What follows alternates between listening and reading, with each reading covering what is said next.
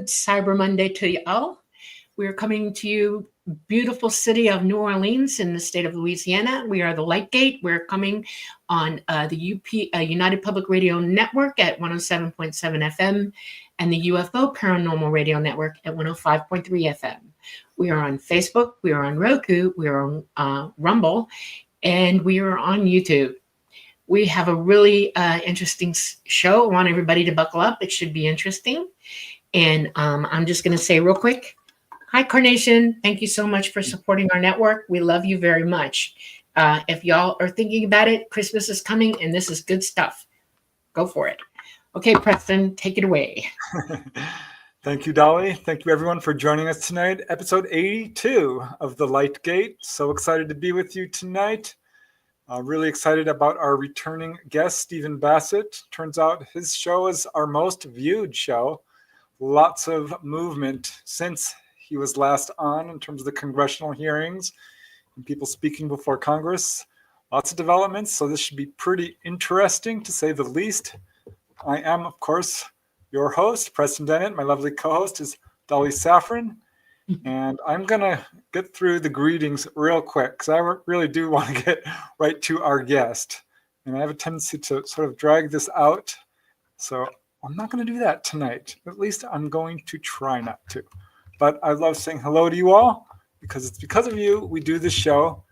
And we have so much fun. I'm so truly grateful you join us each Monday evening as we explore all these different topics.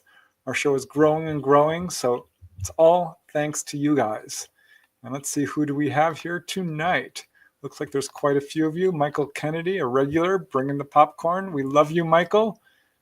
Namaste of endless generosity. Can't say much more than we love you eternally and always and forever. Thank you. Namaste. Ruth Kleiber. Yes. Stephen Bassett is coming on. This is going to be a good one. Thanks for joining us, Ruth. We've got Scarlet Fire. And who else do we got here? We got Teresa Levine, who says, hi, Dolly. Hi, Preston. Stephen, everyone. Raul, thank you. Truly appreciate it, you guys. It means a lot. When you support the show, it really does help us a lot. So thank you, thank you, thank you for your very generous super chats. They're always appreciated. Hi, Peak. Happy Lightgate Monday. I've got your question all starred and ready, so thank you for that. We have Dana Matthews. We have all kinds of people joining us here tonight. Louise, greetings from New Jersey. We have Fab22. How you doing? Nice to see you here. Very cool. I know you. We have Christopher Harmon. We have Chameleon UK. I heard Bledsoe sees drones all the time. Think Russia's spying on him too? Everybody's spying on everybody. Okay, Olivia, blessings, love, and light. We've got Pam Harris. We have videos from the underground waiting. I'm not going to make you wait too much longer, I promise. Flubber Lane, I'm here. Yeah, and excited. We have Catherine Jones. We have Octopus with no friends. Very cool. Janie Mashburn. We got Michelle Tawagi all the way from Canberra. Looking forward to today's show.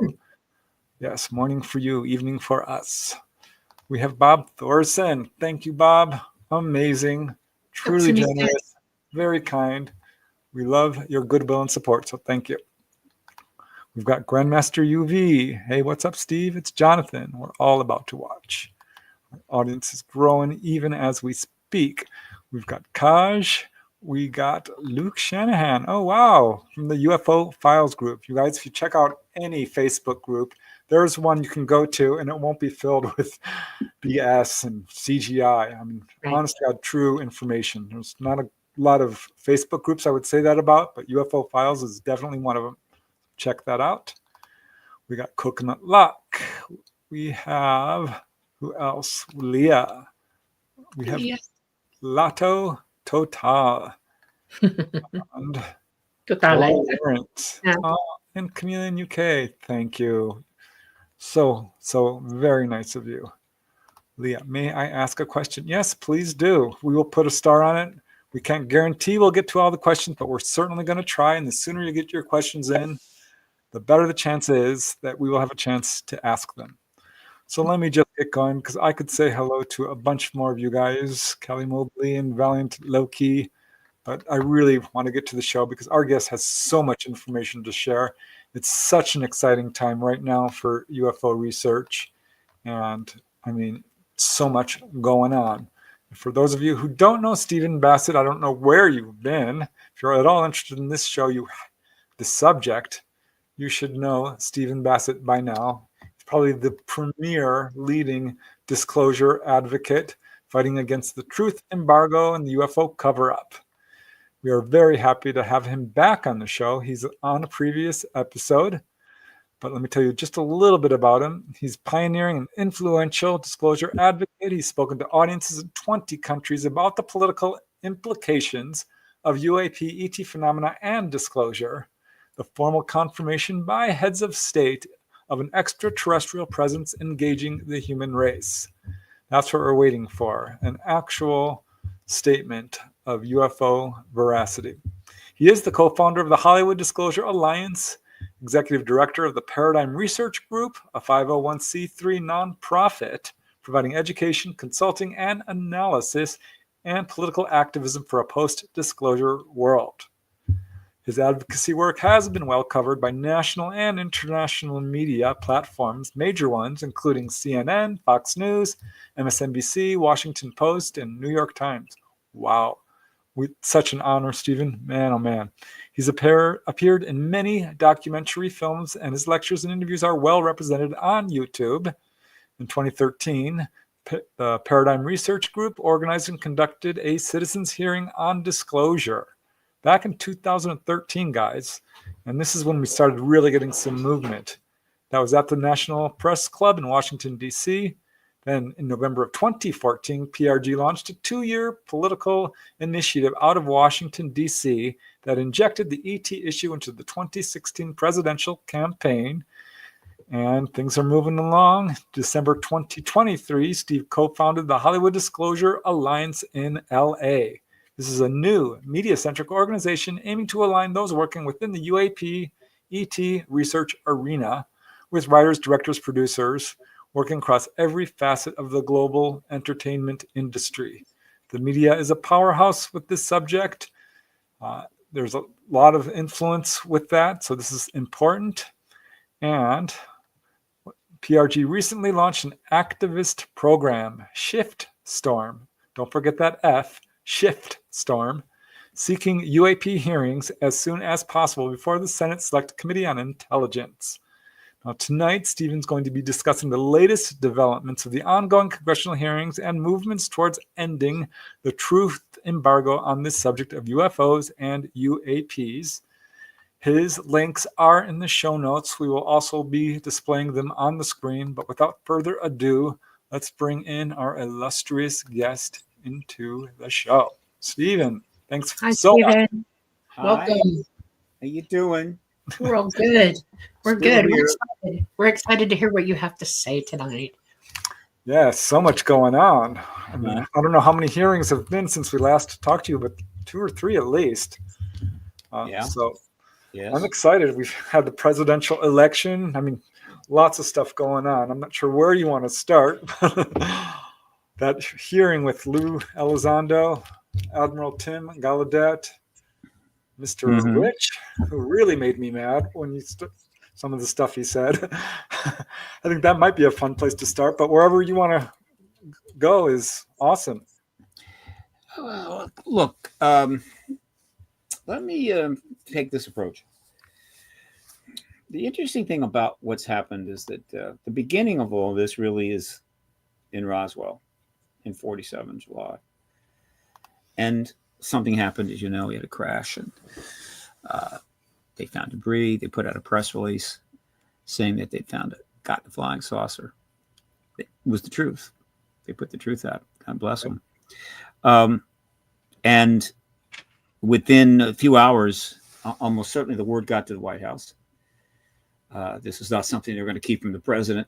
So Truman ultimately made the decision, though it's not been confirmed, the historical record is not available to us, but made the decision to have General Ramey turn it around. Turn that around, right? We're not gonna have that out there. And so this event that started it off happened within the context of history at the time. And that context was really extraordinary. It was not normal by any means. And now, 77 years later, that the decision made then is coming to perhaps an ending. And this ending is occurring in extraordinarily unusual times. It's almost like a perfect balance here. It's symmetric. In 47, as Truman is trying to make this decision, should I just tell Ramey to stall a little bit? Let's take a week. Let's talk about it. Let me get with my cabinet. Let's talk to the Department of Defense, whatever. Go over this and then decide what to do. And then he could very well have decided, look, American people managed to get through World War II. They held up pretty well. They certainly went through hell. The Army did, and the people that served. They can handle knowing that there's non-humans flying around in a saucer. I think so, yeah. He could have done that. And but he didn't. And the reason he didn't is because of the extraordinary circumstances at that moment. The war wasn't extraordinary. World War II was just another war. We've been having those for thousands of years. That was not extraordinary. What was extraordinary is that, one, the way the war ended, the dropping of atomic bombs, but also because right away, in a short amount of time, after everything we'd gone through in World War I and World War II, a new enemy matrix was forming fast. And the enemies were the West and communism, which certainly was the Soviet Union, but things were shaping up in China. We kind of knew where that was going. And so it was communism and us, the new enemies. And so the stage was set for another war, but of a different type. So these were really intense times. And that's the context in which Truman is trying to make this decision. So now, 77 years later, we're at the point where we could end the truth embargo that he started in 47, but we're in extraordinary times again. It's hard to really fully get a handle around it. But first of all, the population of the planet has increased fourfold. There's 4 times as many people. All right, we've got 200 countries. And the whole nuclear issue is coming to a head. We're close to nuclear war. It's being threatened every day. I say nuclear war, a nuclear weapons use. And then what happens after that? Well, that's in the hands of the militaries and the fine heads of state. We have enormous political upheaval in the United States, comparable to just about any of the previous upheavals we've had. And I guess the Civil War was an upheaval of sorts. It was not just political, but it was pretty nasty. So it's kind of in another class by itself. Certainly, the political situation is extremely unpredictable and unusual. And then, of course, we have other major challenges going on. So we're trying to end what Truman started 77 years ago. And guess what? It's not smooth sailing. History is like that. So that kind of frames the situation. So what is this? What is going on here? What's happened is in 7 years, after 70 years of pretty much stalemate, with slow progress, public awareness certainly slowly increasing, but primarily stalemate. Starting 7 years ago, it starts to unravel fast. Picks up speed. 4 years ago, picks up speed again. And then a year and a half ago, it really takes off. And so essentially, we're coming to the end of this era, the era of the truth embargo. But in order to end it, we have to have disclosure, capital D, heads of state. Without that, we're still just moving forward in the same situation. And we don't have the paradigm shift that we have that disclosure would create, and we need that paradigm shift. So it's been a fascinating 4.5 years. Now, people that are younger than I and you Most see people. this normal. Yeah, it's like, they don't know about Roswell. They don't know about those years and years and years. They don't know about Blue Book and NICAP and the Condon report. They don't know anything about that. They're just going, oh, something's going on here. There's things in the sky. The government's doing something. Whatever. So I get that. They don't fully appreciate the magnitude of this, and that's the nature of being young. right? You don't have to appreciate magnitudes. You just want to have fun and lead your life. But the magnitude is almost impossible to properly measure. So in the span of this 7 years, we have had about 9 to 10 hearings. Prior to 2023, we hadn't had a hearing for 55 years. That's what I mean by coasting, right? Stalemate, 55 years, no hearing, in spite of everything that happened in those years. And then we've had like 9 or 10 or 11. Some of them were just basic, 1 or 2 staffers coming up, maybe even didn't take the oath, but they were testifying to a member of a committee in a committee setting. But we've had 2 very significant hearings, the real deal. One July 26 last year, House Oversight Subcommittee, and then November 13 this year, again, House Oversight Subcommittee. So they were essentially separated by, almost 15, 16 months. But in the meantime, there were a number of other hearings that took place, not as important, but yet they were happening. And then the final one was on the 19th of November, and it took place in the Senate. Another hearing in the Senate. Once again, primarily championed by Kirsten Gillibrand and Senator Ernst. And this one had one person testifying, and that was Kozlowski, the new head of Aero. Now, I was at both of these hearings in the room. The first one was tough. I knew the ropes. I knew what to do. So I got in touch with a number of key people, and I said, look, if you want in, this is what you got to do. I sent them a direction sheet with all the stuff. And so, we showed up at 5 a.m.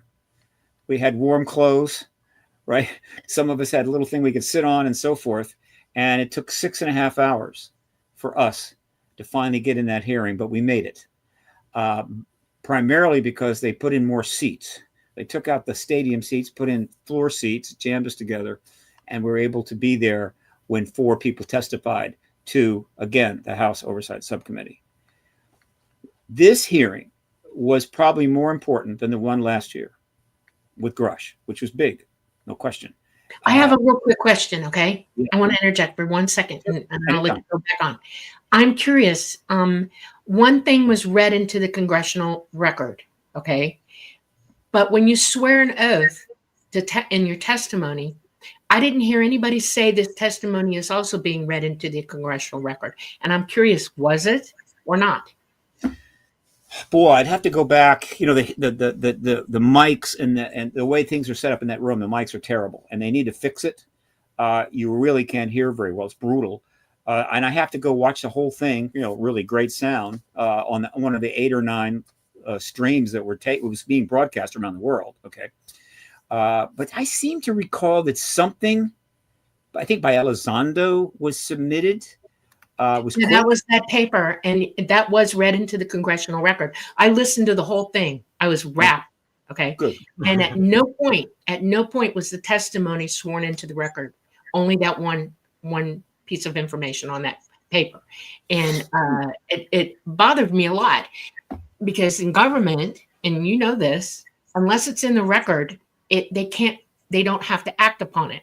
They only had to act upon that one piece of information that got sworn in. Everybody else's sworn testimony was so that they made sure that these guys were telling them the truth, but at no time did they swear that testimony in. And this seems to be a governmental thing for the last, and I've been watching the government a long time. I'm 66 years old, and it was one of my favorite things to do. And it's a game they play with us. It's called plausible deniability. And if they don't have to swear it into the record, then nobody has to act on it. And I really want somebody to come up with an answer to that, because what I heard was, nope, they didn't do it. And I would like to be proven wrong, really, but I want to know for sure. See what I'm saying? You kind of got me there. I think, first of all, I don't think there's any games being played here. It's possible that could be sworn into the record at any time. It doesn't have to be on camera. All right. And submitting something on the record to Congress that is a lie still gets you into a lot of trouble. That's right. And that's, because being on the record is kind of important. it's like Schumer and Rounds gave went into the Senate and made a very important statement into the record. This was after the bill got gutted a year ago, and they didn't take an oath, but I assure you that they were not going to lie. So I don't think it's any manipulation there. It was okay, and I will go into more detail about the hearing, but we got in. It was hard to hear. They need to fix the mic situation on that. But I'll tell you, there were people sleeping on the sidewalk at 5 a.m. One person was wrapped up in a blanket, out cold, and the hallway was packed. I'm sure some people didn't make it in at all. There's 100 people that went up into the viewing room upstairs. The overall energy level was higher than the Grush hearing. It was more organized. The line was handled well, and it was excitement. And anybody that we knew, like a George Knapp or Elizondo or James Fox, would walk down the hall next to the line. Everybody's reaching out, high-fiving, doing selfies, things like this. It was high energy. I noted that with great interest. I got to see that. Third Phase of Moon guy Cousins was there with a camera, and he recorded the whole thing. Everybody was there with the camera. There was probably 20, 30 people filming here, filming there. There were side interviews being done. In other words, this time around, the community, I guess you could say, said, look, we got to capitalize on this. We got to use this. And they did. And of course, that is exactly the sign of activism making big progress. All right. This is how things get done. And so it was all represented there. And a lot of things are probably going to emerge from this we don't even know about yet. There were some fortuitous things that happened in my world, but it was, again, an important day, very long, important day. And so that was on the 13th. Then, shortly after that, only a couple of days later, is when Gillibrand confirmed that she would have another hearing in the Senate, and put the room out. As a result, no problems there. But I was definitely going to be there. I got there 2.5 hours early just in case. But there was 20-some people because they didn't know. All right. And so, but nevertheless, this was very significant. And so this was in a Senate briefing room, or rather a Senate hearing room, very large, could easily handle 200 people, about 20 of us. And what happened there is she interviewed publicly, essentially under oath, though I'm not sure if I heard him take one, but it doesn't really matter in this case. But she interviewed Kozlowski, the new director of Aero, replacing Kirkpatrick. And this was important. But what was even more important is that, as I understand, and several sources told me this, you never can be absolutely certain about anything of these types, but she interviewed him privately ahead of time, which is not unusual, but supposedly it was in a skiff. So she interviewed Kozlowski in a skiff before she had him interview publicly. Now, why is that notable? Because if it was in a skiff, it meant that she could ask him very difficult questions, or any question she wanted, without concern that it would be picked up, okay? And he could answer at a level that he could not answer publicly.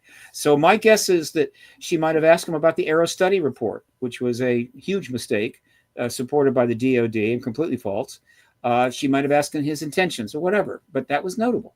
But then they had their briefing in front of the cameras, which there were, and it was live streamed, all right?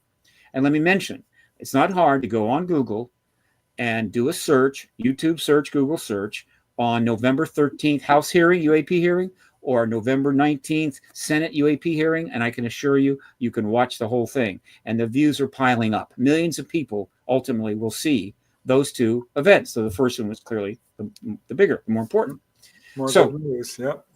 What I figured out quickly was what she was doing was introducing Kozlowski to the rest of the world. In other words, Sean Kirkpatrick had a very tough stay. I don't think it was his fault. He was brought in to run Aero. Aero was not set up to do anything. It was set up to just exist while they put everything else together to set up the president to disclose. But they couldn't tell you that.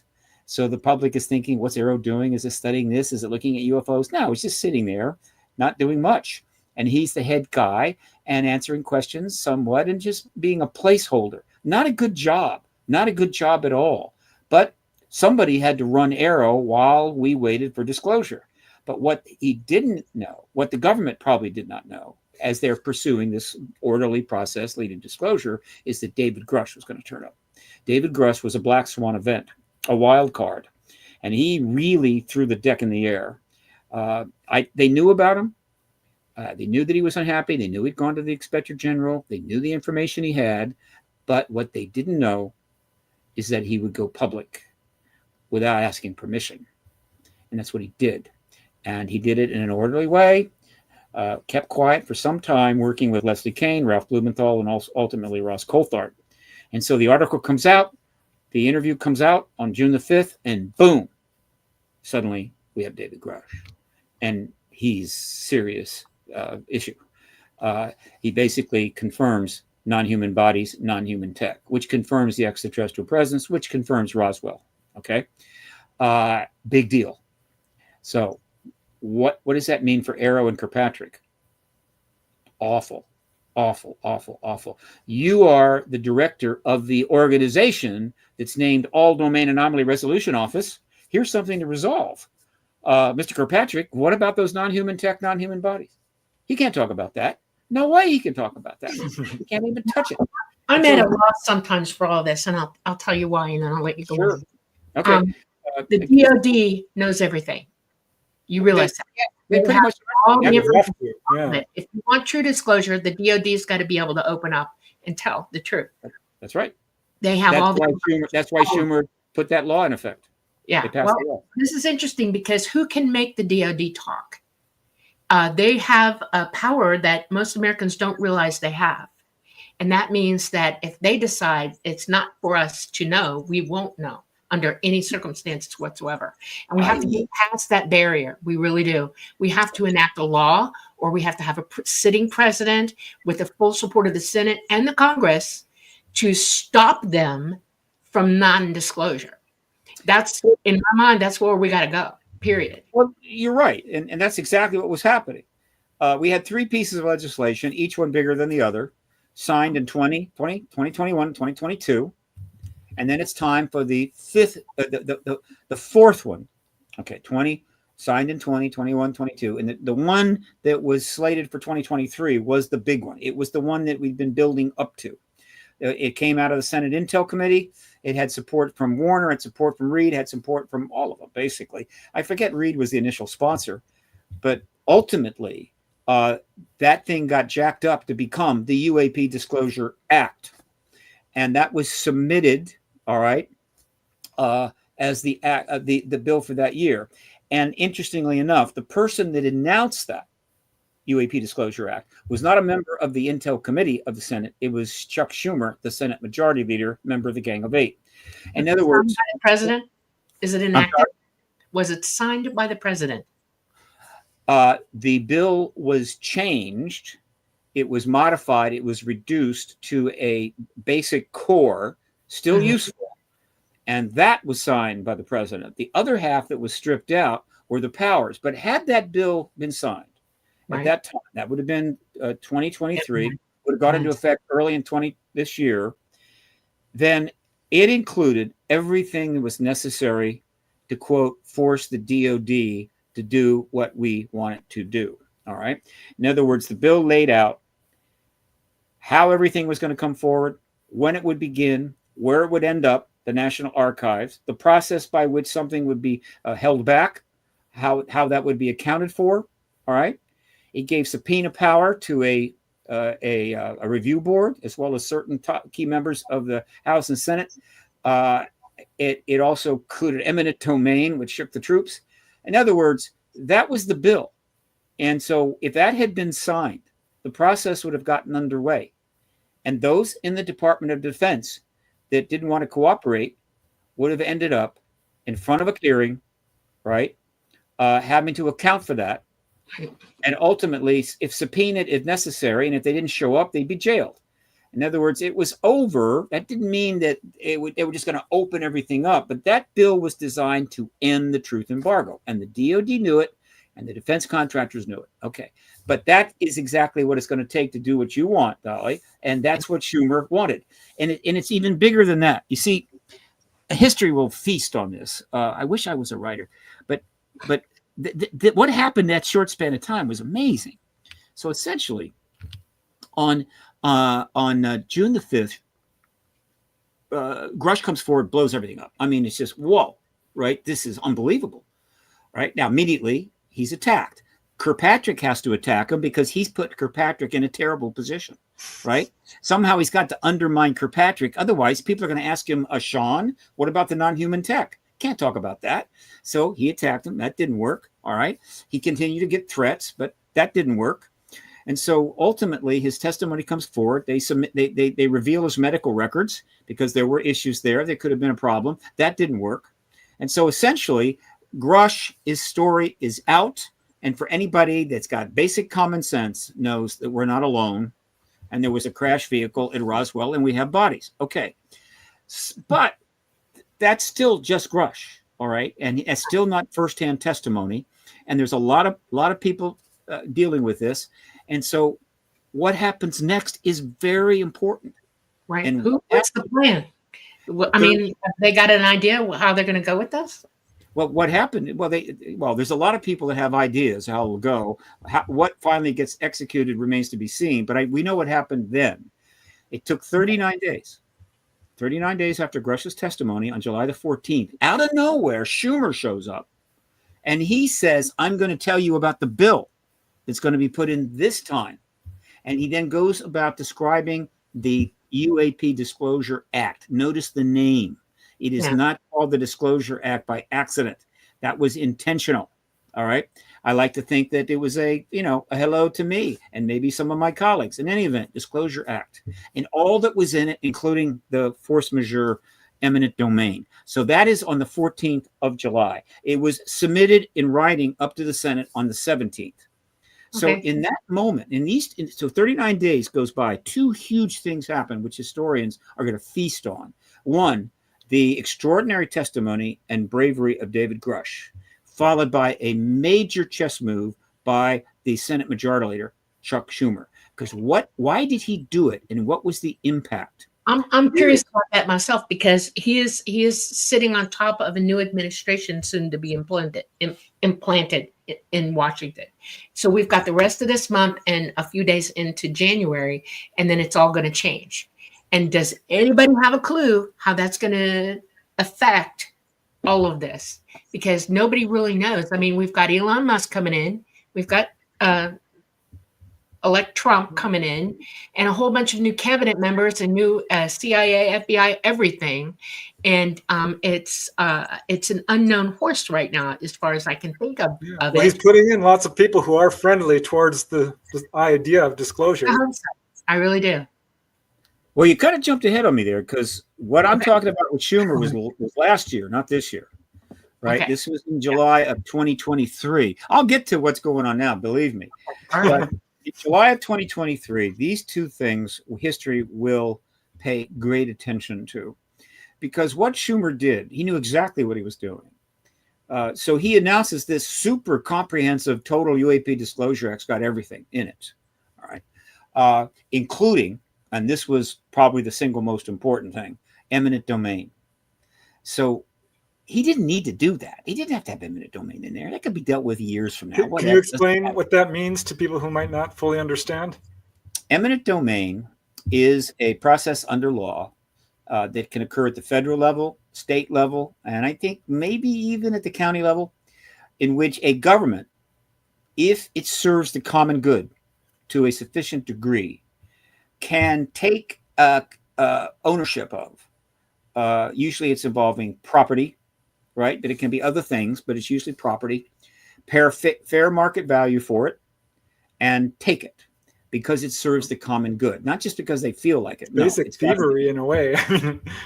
Legal thievery. Eminent domain also includes intellectual property. It is it's usually property, real estate. And the typical case is they got to make a freeway, right? Okay, you got to make a freeway. I mean, you can't wind a freeway across the country like a snake, and so they do that. Most people understand that they have the right to it. That doesn't mean they'll exercise it, but if they want to, they can. And so when he declared eminent domain, what he wasn't saying we're going to take all of any non-human tech that is in the hands of private companies or public individuals, private individuals. But we are exercising we're putting into law the fact that we have the right to do that. Now, he did not have to do that. He could. The rest of the bill was fantastic. The eminent domain is a separate issue. So why did he put that in the bill, knowing that it was going to be problematic? Again, we're talking chess at the grandmaster level. Okay, very smart man. By adding eminent domain, he backed up Grush 39 days later. So Grush is getting all these attacks and all this stuff on the trolling on the internet, and suddenly he backs him up. Why? Because you don't put eminent domain into a bill claiming that you have the right to take non-human tech and non-human bodies from defense contractors unless there's non-human tech and non-human bodies. He just acknowledged it. He just confirmed it. And so he confirms Grush, thus backing Grush up, right? And taking pressure off of him. He also backs up the Senate Intel Committee, which he's not on the committee, and saying, I'm the Senate Majority Leader. Obviously, I'm fine with all that stuff they're doing over there. There was legislation they're passing. In fact, I have jumped into this, all right, with Senator Rounds, who is on the Intel Committee and on the Senate Armed Services Committee, and we're putting in the master bill. All right. Now, what's the other thing he did? He knew he was going to force the Department of Defense's hand. He knew that this, but up until then, it's a little of this and a little of that, and they just dodge and weave and jerk and jive and whatever, and they're still standing, right? They're good. He knew this was going to force their hand. They could not dodge this. And so exactly what happened is what he expected, is that they had to push back against this bill, and they had to do it in a way that it was almost certainly going to go public. Now, as it happened, I have one more question for you. Okay. Sure. By the way, I am a chess player. My father was friends with Bobby Fischer, and I learned to play chess with Bobby Fischer. So I'm a thinker. Okay. Yep. One of the things that concerns me about all of this, and I hear what you're saying, but I want everybody to consider something. If you're going to go this path and you're going to go this way, and they're going to look for eminent domain so that they can pull this information away from them, you have to understand that the door swings both ways. Okay. And they may actually be moving things into a way where the DoD takes control of everything, because they may not have absolute control over all private contractors and all pieces of information. See what I'm saying? And it's a backdoor, backhanded way to get control of that. And the only way any bill should be written or any thing signed or a president sitting should consider is that when they do this, that they be very, very specific, that it is they're only gaining this so that they can disclose that all information will be opened up. If that's not in a bill, if it's not in a presidential edict or Congress and the Senate signing off on it to be signed, everybody's going to be in a lot of trouble, because that, you play risk. This is a serious situation we're all in right now. And yes, I agree. Grush should have come out. I'm glad he did. He's a smart guy. All right. But now we're playing chess, and we're with a government that has profoundly always had control of the narrative. And you have to wonder, if you've got that much control, whether they're going to go do anything they can to retain it. And this is one way they can, by eminent domain as well. And I want everybody to be aware of that. It's worth pointing out that eminent domain means the government has the right to claim that, take that tech and decide what's going to be done with it. Doesn't mean that they could come back and do a joint venture partner with one of these companies. The company could still make money, but ultimately it's going to be the government's decision how the technology was going to be developed, because it may be that the companies, right, would handle it in such a way that would not serve the public good, because we're not talking about just another widget here. We're talking about transformative science and technology. But it's also worth pointing out that, say that they took eminent domain and they handed it to the Defense Department. The rest of the bill is about everything coming out of the Defense Department and going public. So eventually it's all going to go public. The bill was not a ruse. It was pretty straightforward. But I will say this. He probably knew that they were going to pull the eminent domain. And that, again, was the chess move, because there were several ways that could go. One, eminent domain wasn't necessary, but it was a bargaining chip. He knew the bill was profound, And if they really pushed at it, they could trade eminent domain to keep the rest of the stuff. All right. That was one possibility. Secondly, he knew that if they pressed back, it was going to go public. And why is that important? It's really simple. And we did find out. We found out that the defense contractors were sending their lobbyists up to talk to some of the big shots in the House and the Senate, pretty much Republicans, basically saying, you've got that bill. Right. And it got around. We knew it. We don't know the names, but we knew it was happening. So it was publicly understood that defense contractors were moving to defend their rights to access and develop non-human tech. In other words, he got the defense contractors to also confirm that we're not alone, that we have non-human tech and non-human bodies. So he pulled that off. Plus he outed them. All right. And so all good. He also sent a message pretty much to everybody throughout the entire government that, like, I'm a member of the Gang of Eight. I'm a Senate Majority Leader. I'm now all in this too. So it's time for you to start getting your ducks together, get lined up, because you're not going to win this. You're going to lose this ultimately. Fine. Okay. Now they pushed back. They managed to get all the powers out of the bill, including eminent domain, but they left the basics there. The bill started to function along the time frame, and guess what? They have set up a UAP section in the National Archives. You can go there now and find it. Just, search UAP, and stuff is starting to slowly move its way there. But obviously that's not the same thing as that major bill. So all of that happened in the span from June the 5th, then his statement on July the 14th, right, hits like a boom. And then before they could even get the pushback, the House makes its move. And holds the July 26 hearing with Grush, and now brings him in and puts everything that he had told the Royal Coulthard and Blumenthal and Keane under oath. And of course, huge splash, big deal. So that's on July the 26th. So in that span of time, the world is shifting. Major things are going on. The defense contractors have had a win, but the truth embargo has had a major blow. All right. So we get through the end of the year. Huge amounts of media. I logged in the most media ever. I think 1,800 articles in 2023. That's triaged out of 3,000 articles. You can find them on my website, paradigmresearchgroup.org, under print media archive, and go read all 1,800 of them. All right. Huge amount of press. And then we come into 2024. And so what is happening there is, let me put it this way. Well, first of all, let me jump back.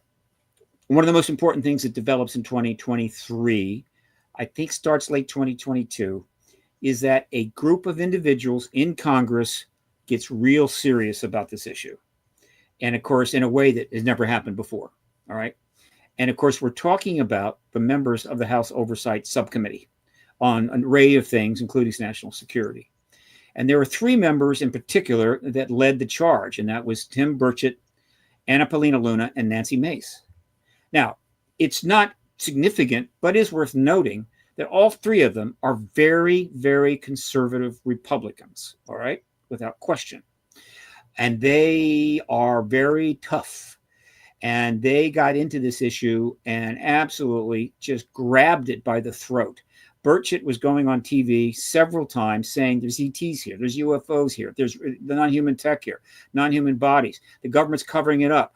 Etc. He's saying this over and over. All right. So they have really taken the bit.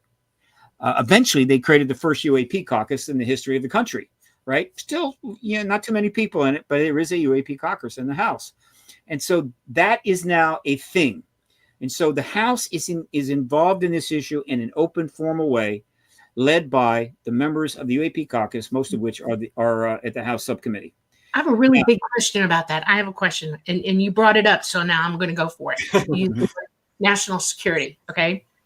And we're in a checkmate move right here, right now, because if this becomes a national security threat, if that's the way this narrative is going to go, the government will lock down on everything. There's nothing you'll find out at that point. It will become a war. And I'm curious because I want to know you personally. I'm going to ask you first. What is your ideas about that? How do you feel about whether ET are possible friends or foes? Where are you on that decision-making plane? Okay. let's see. Let me see. You said two things there. Okay. First of all, let me point this. I mean, I'm following this pretty closely. All right. And while I understand the concerns that people have, and I'm on social media, all right, the idea that the government is moving towards declaring this a national security shutting down, it's not there. Not seeing it. Don't see any significant movement in that direction at all. In terms of my opinion, Grush used those terms, implicitly used those terms, that this could be a national security threat. Point blank, he said it at least 20 times that I've heard in different arenas. And it's kind of the title of Lou Elizondo's book, too, Imminent. Yeah. Well, that's just no. Imminent can mean anything. Let me clarify. Look, I understand it. There is the language of negotiations. There's the language of diplomacy, and then there's just language. All right. The process that is going on right now, it's been going on since 2017, is extremely difficult. Kind of like nuclear arms negotiations, right, or Middle East negotiations, whatever. It's really hard. There's a lot of interested parties. There's a lot of people that have a stake in it. There's a lot of people that oppose. And so consequently, it is a very difficult thing to do. And in order to do diplomacy and get outcomes, you have to stay between the lines. You have to use certain language. You have to just follow, you have to follow protocols. Okay. In terms of the ET issue, one of the important ways that this has been able to move forward, particularly in Congress, is the potential threat implications of the ET presence. Okay, that is exactly what it is, a potential threat implication. It's a legitimate thing. It's also the case that the knives and forks in your silverware drawer are a potential threat. That doesn't mean you're going to lock them up or throw them out the back window. It just means that they're a potential threat. And that language suits the issue well. If you're a member of Congress or you're a journalist trying to get an article in the New York Times and you are being told that this is a potential threat, then it deserves consideration and you write about it. Okay? Now, in the back and forth and all the chaos that goes on, it's not uncommon for somebody to leave off the potential and just say threat. Okay? The ET thing is a threat. Again, that's more mislabeling than intent. A hammer sitting in the garage in a toolbox is a potential threat. In the hands of somebody holding it over your head, that is a threat. So the ET issue, let me be clear, has always been and is a potential threat. Well, okay, wait, hold on. I understand the language you're using, and let me add to that, please. Because you can say that one way and mean it in other words. In other words, if the government is paranoid, and they are outright paranoid about this, and they are saying potential threat, national security threat, okay? They're not saying it for no reason. You don't bring those words out unless you want the people to be set in their minds that this is a possibility, that you're pre-establishing something. Politics is very, very sketchy as far as I'm concerned. If you want détente with somebody, you go out of your way to have a good, meaningful conversation with them. Now, the governments have had the ability to communicate with ET and vice versa. And if any other way you think about it is a misnomer. If ET wants to talk to the governments, they will. And if the governments want to talk to ET, the ET can hear them, absolutely hear them. So they're walking around paranoid for some reason, and all of this is surrounding that like a circle. And when you say that you should consider that this could be a national security threat or a threat, both of them mean the same thing. It's either a threat or non-threat, whatever. If you throw that word out there, it's out there and everybody's thinking it. And I still ask you, and point blank ask you, do you think ET are a threat, or do you think that they're just trying to help? All right, let's dispense with that. The ET presence is always a potential threat. In terms of a serious threat to the human race, the planet, our way of life, no. All right. And now to the other matter, let me point out something. The U.S. government doesn't want to talk about this at all, right? Year after year, after decade after decade, they don't want to talk about it at all. The people that are bringing up the word threat is not the government. It's not the DOD. It's the people that are trying to end the truth embargo that are challenging it. Right. And so when Elizondo and Mellon come forward, right, as citizens trying to move forward to end ultimately this truth embargo, they're using the word, or they should be using the phrase, and usually do, potential threat. Rarely is national security Is that attached. to get their attention then? Is this a plan of them trying to make them disclose because of that? Well, it is, again, what I was trying to say earlier, and probably didn't say very well, is that starting in 2017, well, actually starting early next year, 2018, the process begins in which the Congress needs to be drawn into this and start getting serious about it. And so they're taking witnesses up on the Hill privately. There's meetings taking place, a lot of them, who knows how many, to educate these members safely without the cameras watching. No press release, none of that. And so they're educating the Congress, trying to convince them of why they must engage this issue. Now, again, you're talking to politicians, right? You're trying to get them to do something about an issue that's been demeaned and undermined and ridiculed for 70 years. And you're saying, we need you to get involved, right? And so you have to pose it in a way that makes it appropriate and safe for them to do that, because would the president asking for that to happen be a good idea? Asking for in what? other words, a president directing a commission for this actually to occur. In other words, the president's sitting there waiting for everybody to make up their minds about what they want. A president is an executive officer, okay? He's chief in charge of all this stuff. He hears it. He knows what's going on. We have one incoming and one outgoing right now.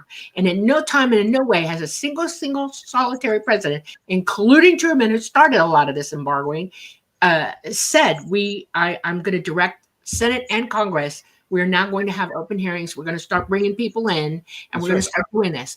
And I'll tell you why it's important to get the president on board with this, because he is the commander-in-chief of the DOD and the military and all of those things. And he's sitting there like a high chieftain and saying nothing.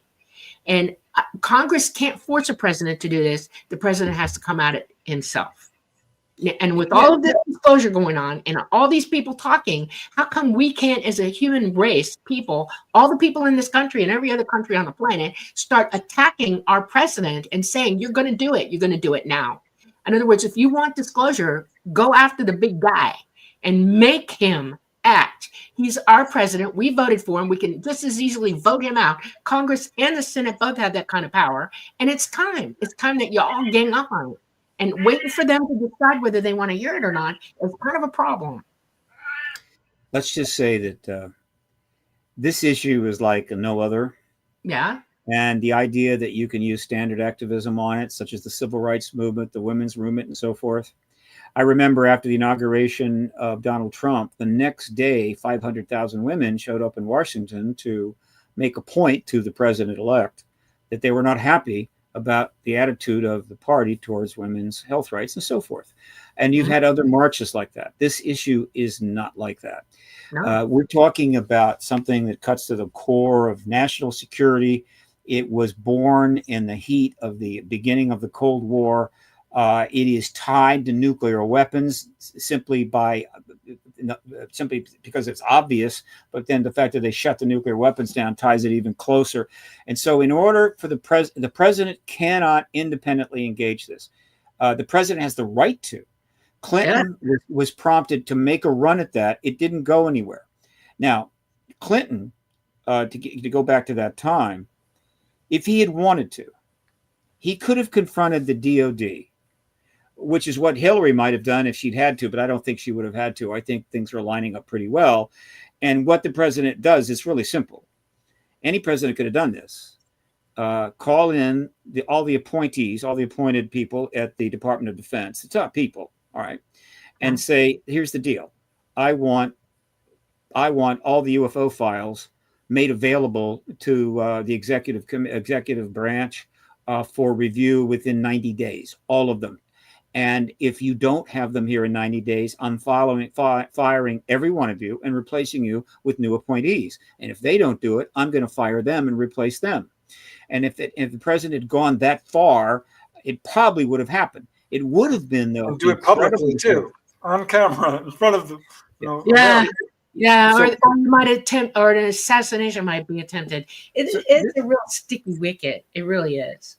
This would be a sledgehammer, and he couldn't do it. He was stonewalled. They wouldn't help him. They put out a false report and so forth. But keep in mind, the president does have to have, in addition to whatever else you want from him or her, to run the most powerful country in the world and deal with a global set of problems. And so it hasn't happened. The idea of it coming an alone act by the president, it just structurally could not happen. Is it possible? Yeah, but it wasn't the way to get it done. The way it needed to get done, always going all the way back to the two little hearings we had in 68 and 66, is through the Senate. It's through hearings in the Senate. And the best analogy I can give, and again, there's nothing that's quite like this issue, is that at one point, a number of years ago, the Republicans had a problem. They needed to get rid of Richard Nixon, and they knew it. All right. Major problems were developing. It was all going to go south. What are we going to do? Right. Now, they could have just gone up there and said, Dick, you just need to step aside. That wouldn't have worked. And so what they had to do is they had to hold major hearings. And I think it might have been the House or the Senate. In this case, it didn't matter. There might have been both. In any event, the Nixon hearings were huge. They were televised. They were seen all over the country. The room was packed with people and news and cameras. And this went on for many days. And it was because of those hearings, they then could walk up on the Hill, walk to the White House and say, Dick, look, everybody's kind of got the picture now. It's all over the country. You need to step down. And he did. This is even bigger than that.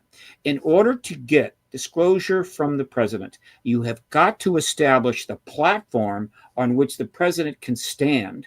And that platform can be a number of things, but basically it needs to be Senate hearings, right? In which you have high-level people with high credibility testifying under oath, many firsthand, to the evidence that we've all known about for 70 years, but have never been able to testify in front of Congress.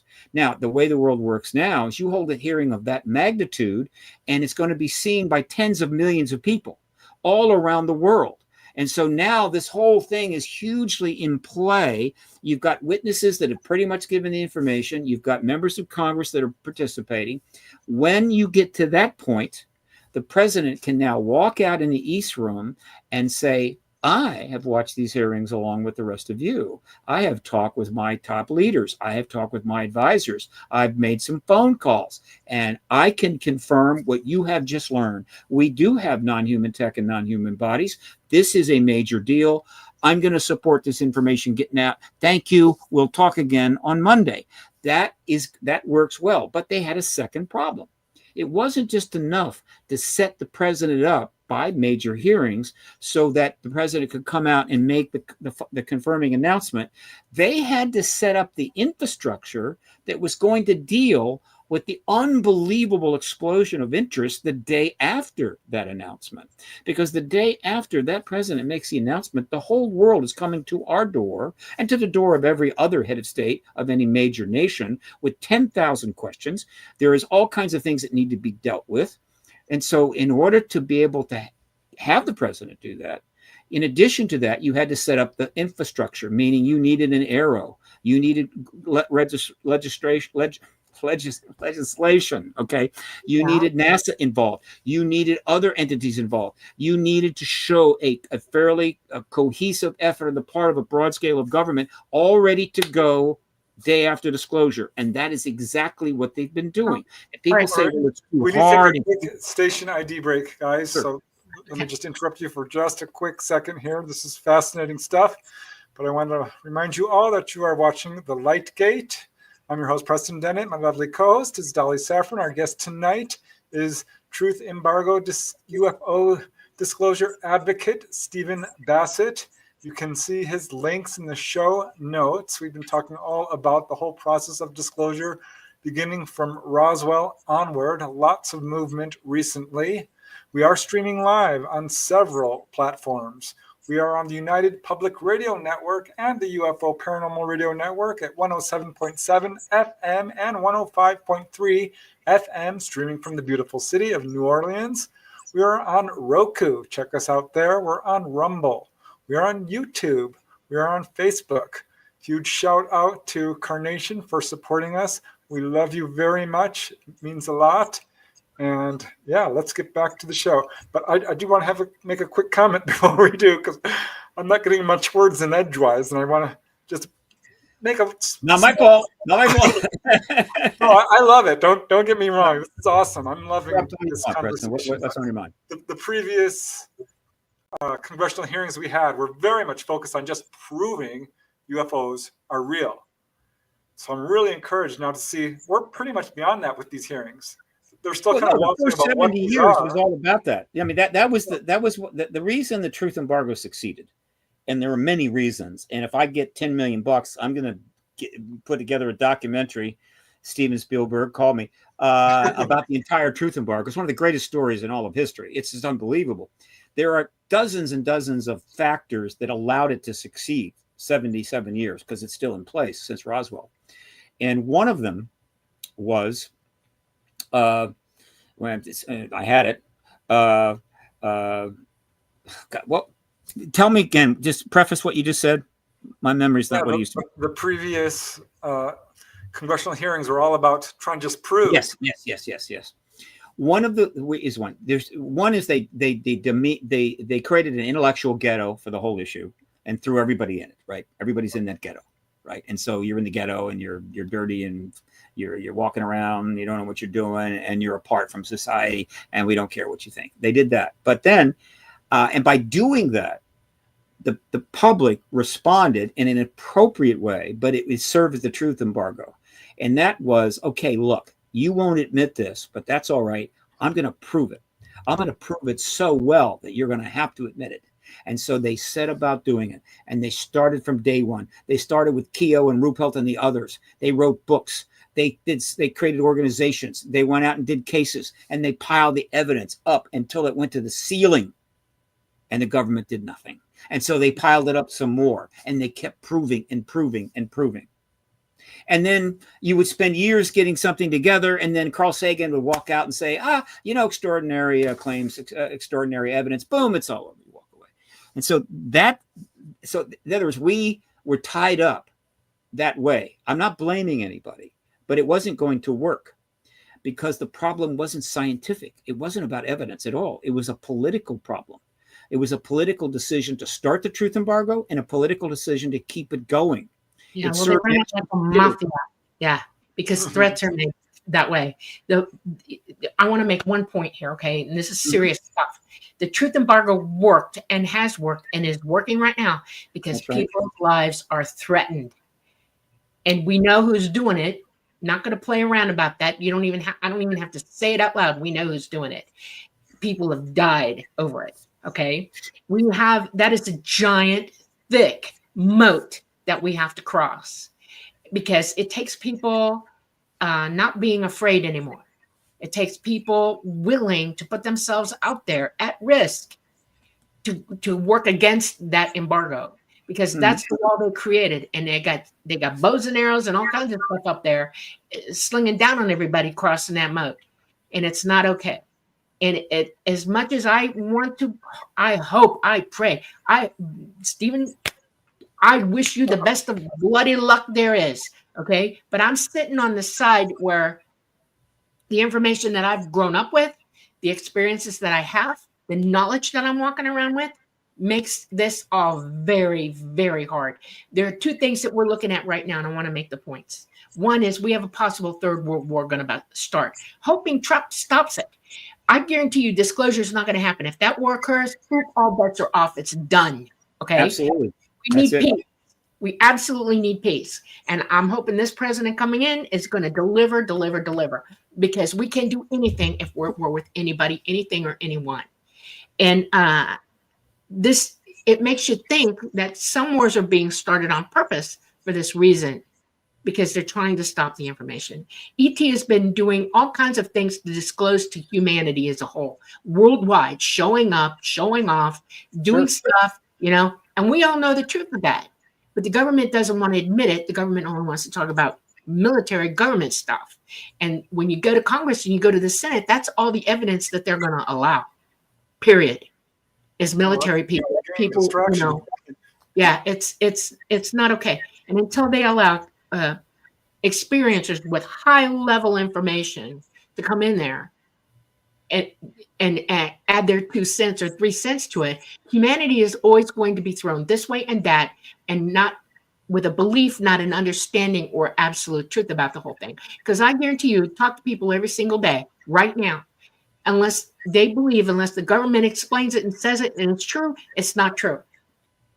And they can have all the information they want, and everybody's talking about it, and we get evidence heaped up to the ceiling, like you said. But we have to step out of that mindset. We already know the truth. We just need the government to explain to us why they haven't told the truth. Well, ultimately, they will have to explain why, but first they just have to tell I'm it. on your side. I really want you to get there. I really, really do. But let me soften some of this a little bit. Okay. In the very early days, there's no question that those that wanted to go rogue on this matter and get this out. Let's talk about the first 10 years, 47, 57, 60. They probably had a rough time. And there might have been the odd fatality, but I don't think it was much. In the aftermath of World War II, the frame of mind of the military was totally gung-ho and national security, and most people didn't want to do anything to thwart that. We had a clear threat. And so I just don't think there were many people like me. Now, there were people in the UFO issue, no question. We know many of them. By and large, they had a difficult time in some cases, but nothing compared with the typical activists in Russia goes through right now. Secondly, that's all changed. I mean, it's totally different. We've had astronauts say there's an ET presence. We've had businessmen say it. We've had Gallaudet. No, Gallaudet didn't do it, but Gary Nolan did. He's a Nobel Prize nominee. It's hard to find people that haven't gone on television and say there's an ET presence. I've been at this for 28 years. I've never been bothered, never been threatened, never been bothered, never been harassed, nothing. All right. I know a lot of colleagues say the same. Now, that doesn't mean there isn't some of that, but overall, we are so far further along than we were 7 years ago. In the last 7 years. Now, the first 2 years was kind of slow. That's because a lot of it had to be behind the scenes. So the media was getting involved and building up a lot of coverage, which was good. All right. But once the Congress got enough briefing behind the scenes, they decided to move. And interestingly enough, the first move that took place, right, in terms of legislation, all right, was in fact Marco Rubio that went ahead and said, look, let's put a little piece of legislation into the COVID bill. And so that was put in 2020, in July. In 2020, it was signed by President Trump in December of that year, the first bill. Now, Rubio stepped back from the issue after that because the Senate changed hands, went to the Democrats, and he had other plans. But in any event, he started it. And then the Senate continued to put that legislation out. The media continued to grow. More people were going in front of cameras and saying it's real, it's true. So overall, it's been a fairly steady process heading to disclosure. But still, in order to get the preparation done, to get the people on board, members of Congress and so forth, it needed to be cast in a comfortable way, and that was a potential national security threat. And the other thing that they talk about a lot is a potential threat to the airways. In other words, they might crash into some of our airplanes. I mean, that's another reason to look at this. They don't crash into our airplanes, but it's a reasonable reason to get into it. You can't, as a politician, walk out in front of the cameras in the Dirksen building and say, look, the damn ETs are taking people out of their bedrooms at 2 a.m, and they're taking them up to craft. They're sticking needles in them, and they're creating hybrid children. And we've got to deal with that. That can't happen. Nobody's going to do that. It's not going to go anywhere, even though it's true. And that is the nature of negotiations. It's also the nature of chess. I'll tell you what else is true, and this is where some experiencers are on a level that is above that. We got not just gun footage, cameras. Right. Seeing one of those jets has got 1060p, unbelievable color, 3D, all of it, and they've seen things and done things that you don't know about because ET's flown with them in mass, 4 at a time sometimes, surrounding jets, flying with them and showing them what they're capable of and letting them have a very, very, very close-up view of their abilities. And they do it for a reason, and yet you all aren't privy to it at all. It is that the point is this: when they shut down a nuclear facility, it's because they're trying to draw attention to a potential threat of our own, to ourselves. I agree. When they show up on the jets and they're showing them what they can do and harming no one, they're showing them a potential threat to themselves, what they could do to themselves. There have been 2 crashes that I know about that were caused because the pilot freaked out, did not believe they were friendly, were told they weren't friendly, and actually caused their own demise. 2 jets that I know about, personally know about. It is not okay. This government is playing games with information that we should know about. They are playing games, absolutely playing games. ET has done nothing to anybody to hurt anyone. They've tried to show the governments on this planet, not just us, everybody, what the potentials are, the scientific, absolute truths that we're all facing right now as a people on this planet. And it's not going to take, I'm telling you, we need to go in there with a clear mind and a clear set of knowledge ourselves before we meet these people and start talking to them, because the whole story is not being brought forth. The whole story isn't, because there's information out there that they don't even say in Congress have not yet. And that is, we have things going on in our solar system, in our galaxy, that are causing things to happen to us right now. And we're not being told the truth about that either. They walk around it. They're not saying. This is serious stuff. And it's like they don't want experiencers talking, because I guarantee you 80% of all experiencers know this story. They know the truth about it, and they don't want it to come out. There is an agenda on top of everything else. And if you want to go force somebody's hand, you need the whole truth and nothing but the truth when you face them off. That way they can't come back with a national security threat. They can't tell you ET's evil and they're about to kill everybody, because I guarantee you that's a possibility. That could happen. And we are all sitting here going, we need to know. And we need everybody to have a say in this. Not just a few people, not just a few government employees. We need all the people in on it. And I would challenge you to start thinking that way, and consider bringing real, honest to God experiencers in, verify the veracity of their stories yourself, go through, vet them, and then bring them up and let Congress bring them up where? Into Congress to talk. They will have their day. I hope. Okay. I hope so. But it will not be until after disclosure. I mean, there's so much evidence out there. They will have their day. In 1962, I mean, this is an important event. I just want to mention real quickly. Joseph Walker launched from Mud Lake, Nevada, getting a record high altitude flight. And he had cameras around his plane, and there were 5 craft above him. This was higher than we could go. This was 200,000 feet, moving at 3,400 miles per hour. This is a very well-documented case. And we know they have photographs of this. Why we haven't seen them, I don't know. That's what I want to see. If they keep showing us these little white dots and these cameras, I mean, it's ridiculous. It is a conundrum. Here's what we do know. Right. The government has never formally acknowledged that this is real. And I'm sorry. The government has acknowledged. The government has acknowledged this is real. Now, exactly when that broke is hard to say, but it's during this last 7 years, you had a couple of pronouncements that came out from the Pentagon, which can only be interpreted as, this is a real phenomena. All right. Now, the next step after it's a real phenomena is some of it a non-human phenomena? They won't go there. Grush did. All right. He's the first person to really do it in a way that caught people's attention. And so they know where this is going to end. The Department of Defense, they have computers to game everything out. They've been gaming this out for years. They actually put out in the early 90s a multi-million-dollar bid.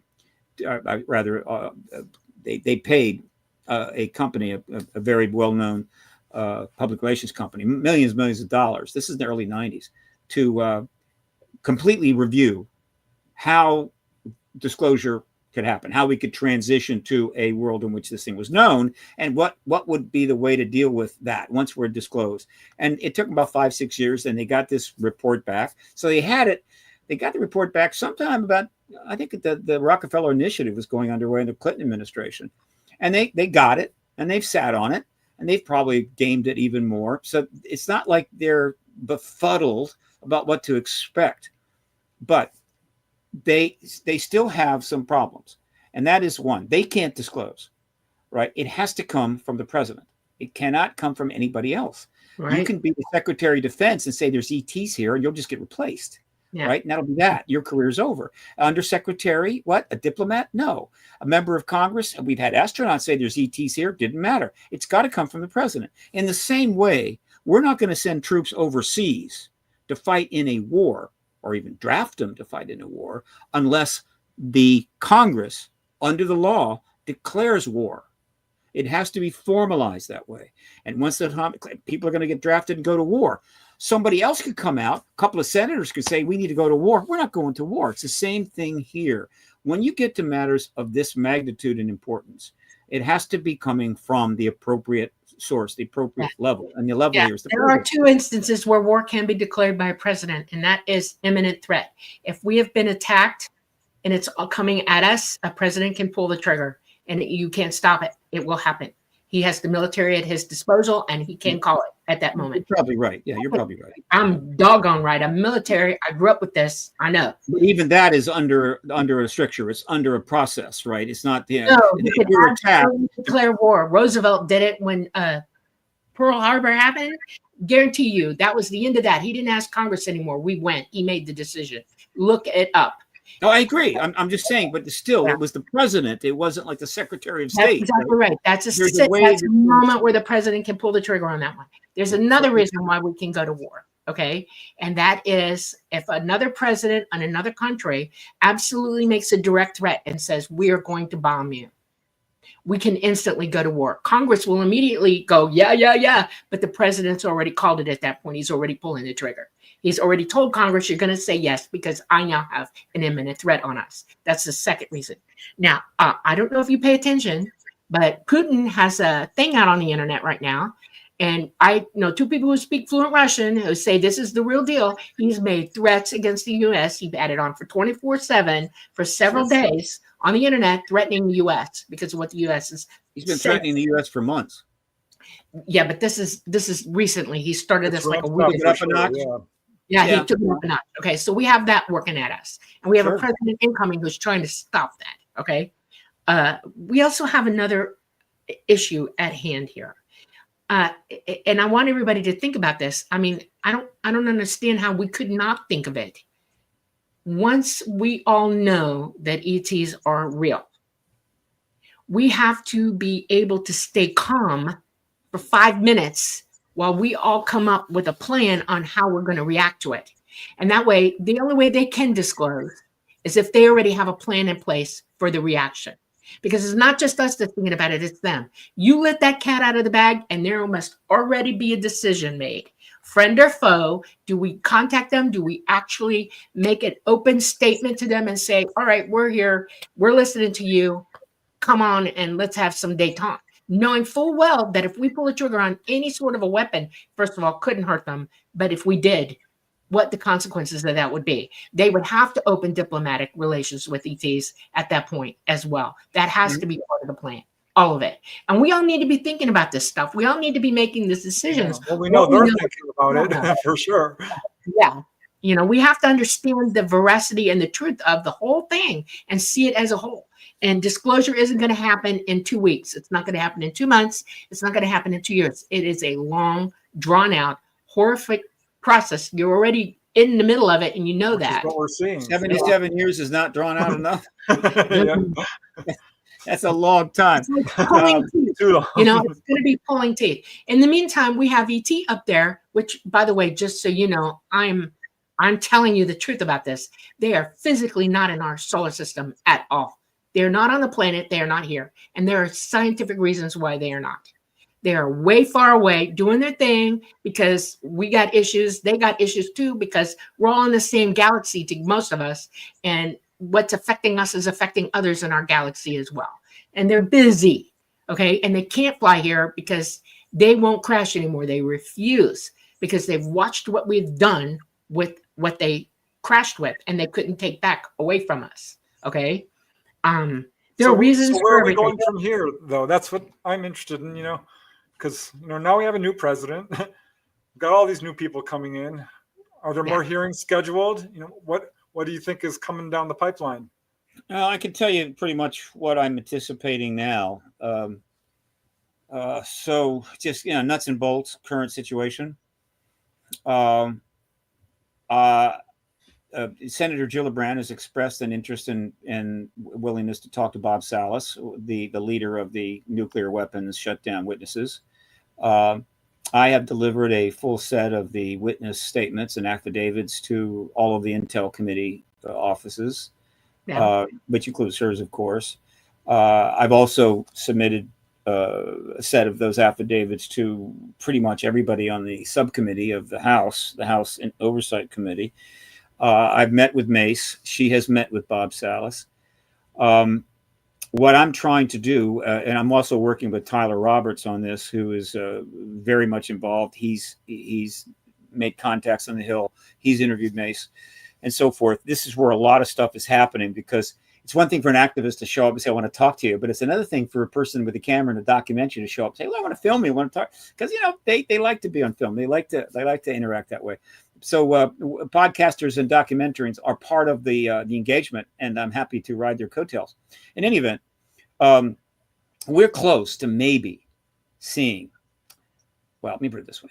There's a better than ever chance now that those nuclear weapons witnesses will testify. Now, they should testify in front of the Senate, right? But if it's going to be the House, fine.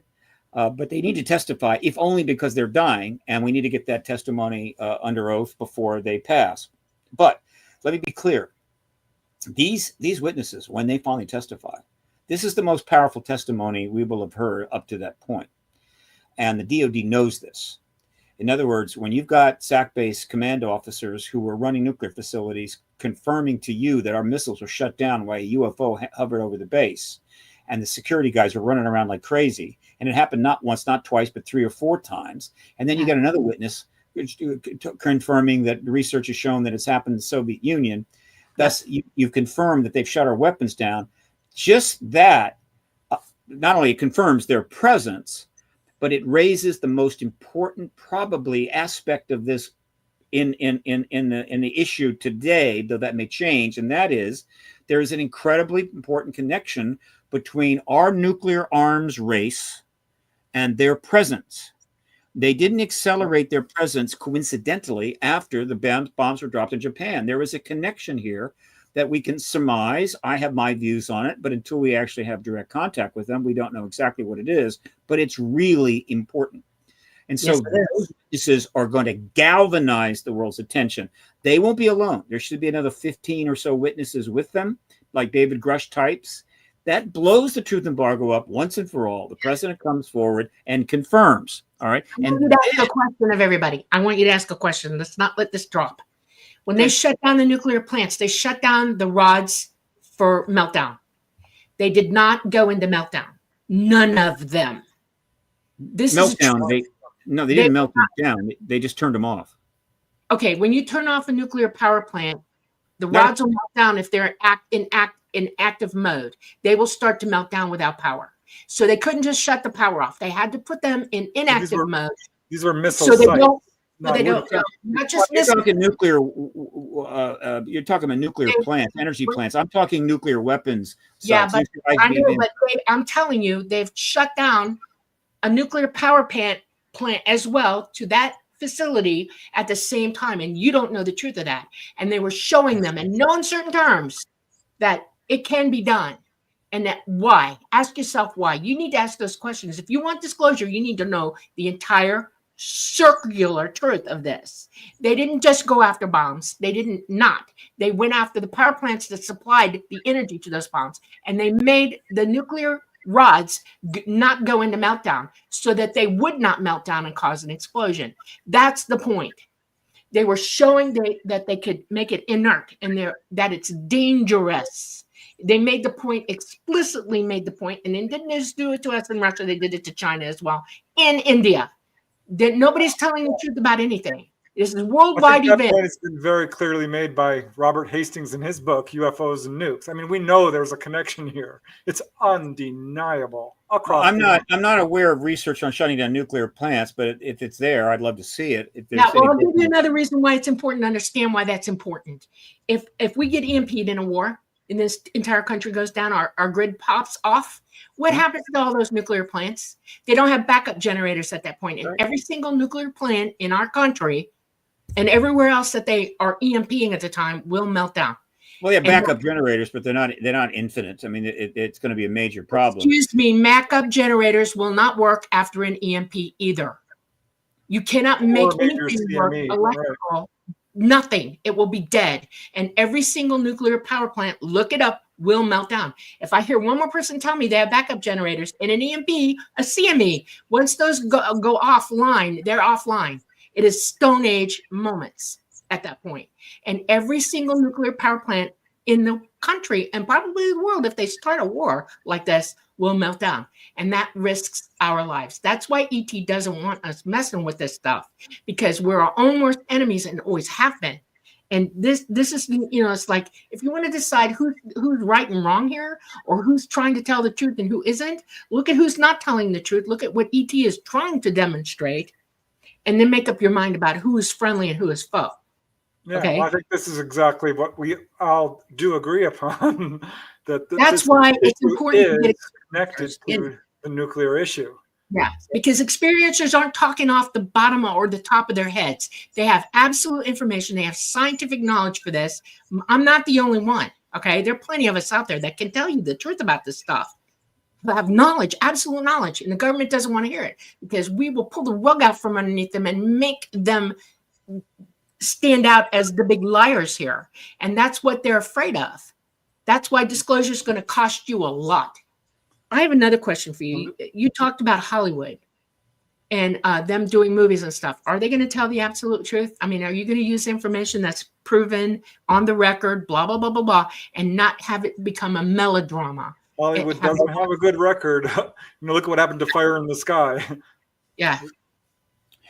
All that we can do is and what the Hollywood Disclosure Alliance is about, is to, we got 180 members right now. About half of them are Hollywood and half of them are UAP. Some people have a foot in camps, but, and obviously we'd love to see, higher level people in Hollywood come in. It takes time, right? We do have one Oscar winner. We could have two maybe, but the idea is you can't work together if you don't know you exist. I mean, this is a way for people to know who is willing to work on this issue in Hollywood and who wants to help you. And so the idea is, to the extent that the big shots who have done some shows recently, Spielberg did one, but he made some big mistakes. J.J. Abrams did one. He made some big mistakes. He wouldn't have made them if he talked to some of my colleagues. But he didn't have the right information, so he screwed up a little bit. It's okay, but we want to improve on that. And so the Hollywood Disclosure Alliance is about helping to ensure that if as Hollywood gets deeper into this, the film industry gets deeper into this, that they'll reach out to the people who've done all the work, that wrote all the books behind you, Preston, and not just go to some of their friends or whatever that have been watching Ancient Aliens and say, how would you do this? And so, in other words, we're trying to break down the wall, right? The stigma wall that has separated these two all these years, and we get it, right? And that's what it's about. Hopefully, the documentary work will be good, but will it be flawless? No.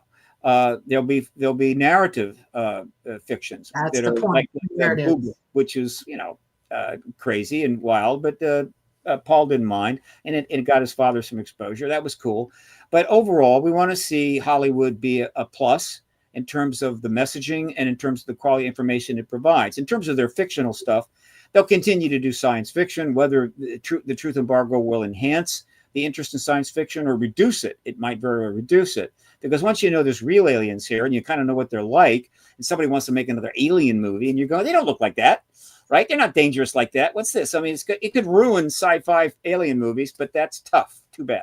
So that's what's going on there. So the process in an activist movement of this magnitude, you have to understand you're dealing with something so much bigger than yourself, so much bigger than anything. and you do the best you can. It's not going to be perfect. There's going to be plenty of problems and flaws. It will take too long. Every activist movement of any size of the 20th century was like that. The civil rights movement was messy and difficult and complicated and distracted, and there's all kinds of internal problems. And yet ultimately they got some key legislation that altered people's lives. Have they solved the problem? No. So when we get disclosure, does that solve the problem, Nukes? No, it doesn't. But what it does, and this is what it gets down to, and I think in the simplest way to explain it, and Danny Sheehan, of course, this is the center core of his approach, is that everything that we deal with in this life, the things that are going on around us, the decisions by governments, institutions, and so forth, and even our neighbors, all comes down to, at one degree or another, their worldview. The worldview they carry around in their head every day. They wake up in the morning, they take it to bed at night. The way they see the world through their eyes determines how they act, what they decide to do. And you have collective worldviews, you have institutional worldviews.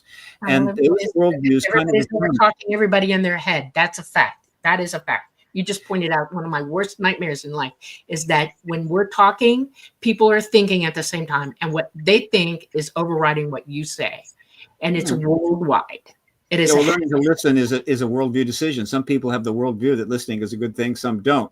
But what I'm trying to get at in its simplest form, and it's obviously very crude, is that we have painted ourselves into a corner, dug ourselves a hole too deep to climb out of.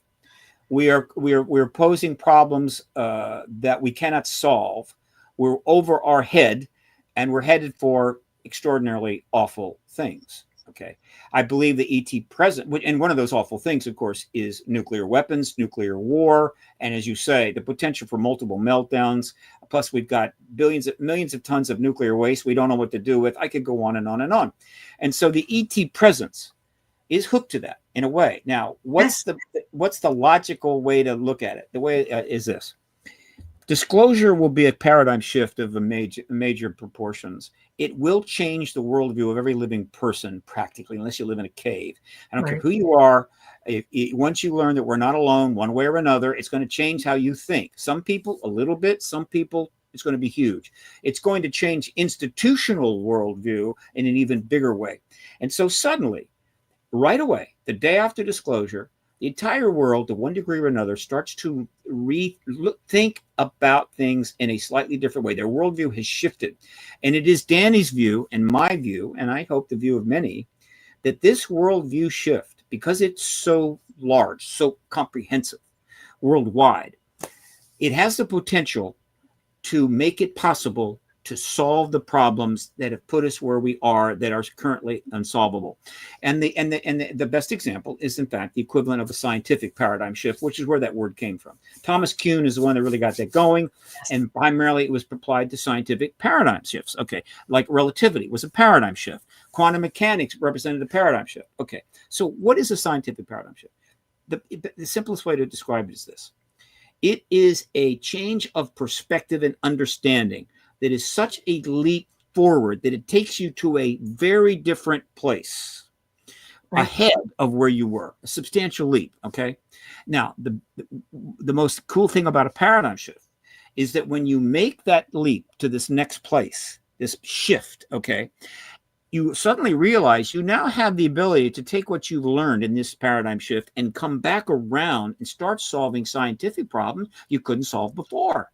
In other words, you couldn't solve that before, but in the new paradigm, you can. And so you go back and you start solving other things. It's great. That's the way it is in science. Now let's transfer that to the social system, right? Human system. Okay. I'm almost finished. Let me wrap this. Right. So essentially, the paradigm shift of knowing we're not alone, this worldview shift of extraordinary implications and breadth, okay, takes us to a place we weren't before, viewing the world in a way we couldn't before. And in that place, it makes it possible to come back around and use that new understanding and perspective to start solving the problems we couldn't solve before the paradigm shift. And the other metaphor I like to use is that disclosure is a master key. That it's forged the day the president confirms the ET president. A forge is a master key. And that key goes to a huge number of rooms. Pick a number, 1,000 rooms, everyone locked. And behind that room, that door, rather, 1,000 doors. And behind that door is a room. And in that room is the solution to one of our problems. And that master key now can open every one of them as we choose to do. Without that master key, the door stays locked and the problem stays unsolved. And we just basically slowly slink into, misery. Right. And so that's how I think of the truth embargo, a master key. Does that mean we're going to open those rooms? That's a decision. Does that mean that we're going to easily solve the problem on the other side of that door? Not necessarily. But does that mean we have at least a path forward that doesn't end in catastrophe? Yes, we will have a path. The question is how we use it. And that gets to the next aspect of this, which I talk about, of course, is that, and I feel strongly about this, I will even place a bet on FanDuel, is that the ETs have an agenda. It's obvious they have an agenda. It's not hard to figure that out. Okay. And now if you want to move that agenda forward, I see it playing out pretty much this way. They are facilitating disclosure by their actions. Right now, I know. Disclosure is an ET agenda, but what do you think that agenda actually is? No, I'm saying they have an agenda that includes disclosure from us on our part, okay? And they have helped that agenda by constantly kind of nudging us. As we approach disclosure right now, one of the most remarkable things going on, it started about 2 years ago, is what now is referred to as drone swarms. Drone swarms around ships, drone swarms around some of our sensitive facilities and bases, not only here, but in the UK. Now, most people say, yeah, drone swarms. I saw a bunch of those. They had all these drones out on New Year's Eve and they did this fancy stuff and they created these designs in the sky. That's not what I'm talking about, though those are drones. I'm talking about drones of various sizes, small to larger, around our sensitive facilities and ships. Why is that important? It's important. Well, there's two reasons that's important. I'm going to interject before you go on. First of all, we have more drones than you could possibly imagine worldwide. Sure. We're already using them. We already have. I've been in the military. Trust me, battle labs were a big deal. Okay. Mm-hmm. Everybody knows how to fly them remotely. Everybody. Navy, Army, Marines, all of them. They have thousands and thousands and thousands of them. We're about to go to war. Everybody's watching everybody else. The Chinese decided it was cute to throw balloons into the mix and flew balloons over our country without us shooting them down. Look, you can say that ET is droning us, but you have to take into account that we're droning ourselves as well, in more numbers than you could possibly count. And at this time, it is high anxiety over it. And everything you see in the skies right now is military-based, it's world-based, it's here-based. It has nothing to do with ET at all. No, there's all kinds of drones going on right now. In fact, that's well, I'm actually trying to make a different point here. Okay. Okay. All right. Here, it's a very simple point. Okay. Here's the way things work. If you're a military ship and you have a bunch of drones around you, there's only one response to that. You blow them up. You blow them all up. You do not allow them to do that. And people, people know this from watching the war in Ukraine, is that a great deal of the damage, tanks being blown up, huge amounts of loss of life is from drones. It's from militarized drones. All of it right now, yes. And so you've got a bunch of drones that could be explosive drones, and they're around a sensitive military facility or a base or a ship. You blow them up. You take them out. We've got guns that can shoot 2,000 rounds a minute, but we don't. But we do report them. So here's what we know. You've got drones of various sizes swarming around bases and sensitive facilities that we don't shoot down. But we have to acknowledge it because too many people see it. Okay, let's take that one step further. Why wouldn't we shoot them down? I can only think of a couple of reasons. One reason. We know they're not ours. We know they're not human. If they're human, they have to be shot down. Okay, but they're not. Okay. All right. Now here's an experiencer talking to you flat out. Okay, they have back engineered drone technology. They can fly pretty much like ET drones just now. Okay, they've been doing it for the last 25 years.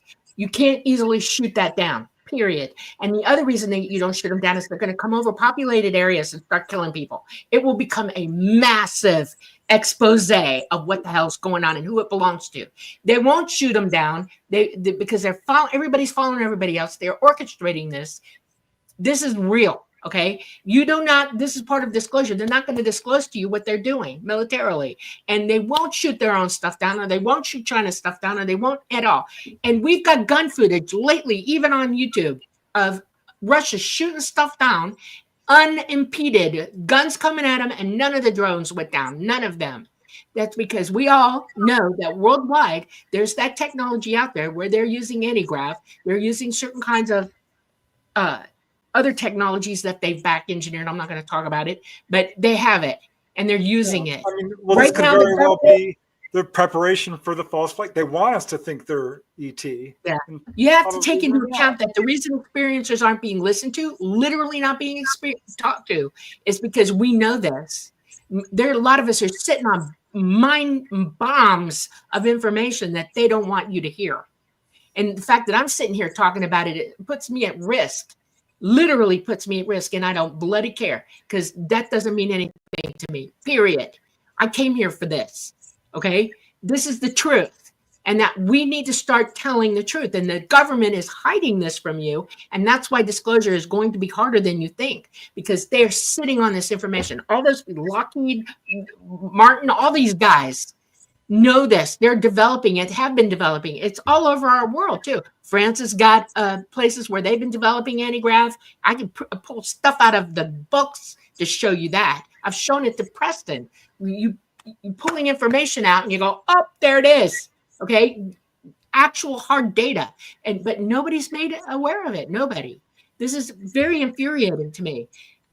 We either have to decide that we really want disclosure and we're not going to accept anything less, and we're going to stand up in front of the governments of the world and say, look, we already know the truth. You need to stop now, because this is not a national security threat. We're threatening ourselves. That's the only thing ET has an agenda for, is they're trying to stop us from committing annihilation of our own selves, our own humanity. And it's coming. Never doubt it for a minute. There are experiences all over this world. That's why disclosure is such an important part of what's going on right now. So we have like 10 minutes left.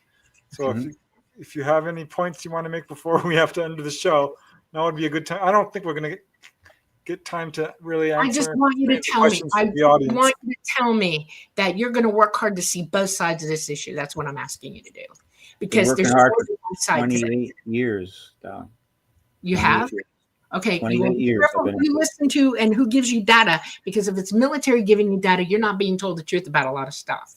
But if you're talking to hardcore experiencers, and I'm questioning whether you have or not, that's where the truth lies, okay? And there are a lot of us out there. I'm not the only one who knows this stuff.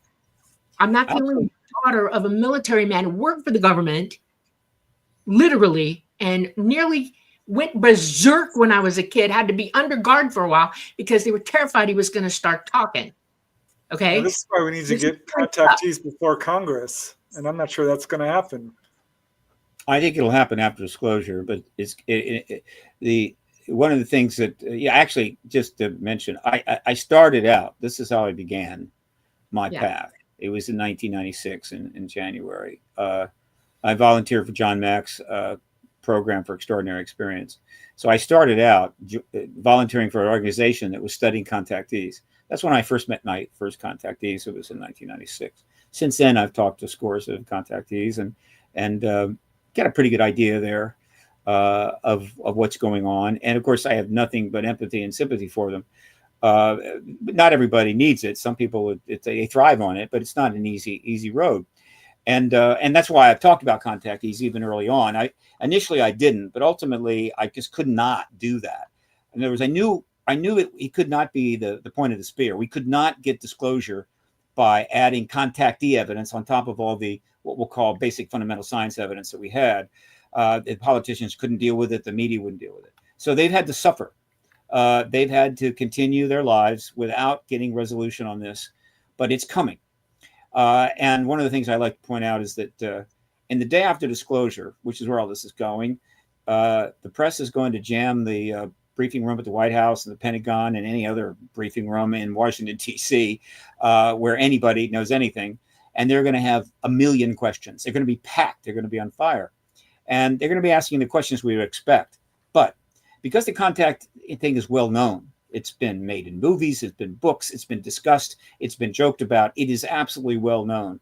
A reporter on day one of the post-disclosure era, when if that person get their hand seen, they're going to actually ask them right then and there, first day, they're going to say, well, you have confirmed that there is a non-human presence. Does that mean, is it true that that human presence is abducting or taking human beings and doing experiments with them or something? That question will be asked on day one. It's the wrong And question. thus begins on anybody. the Yes, era.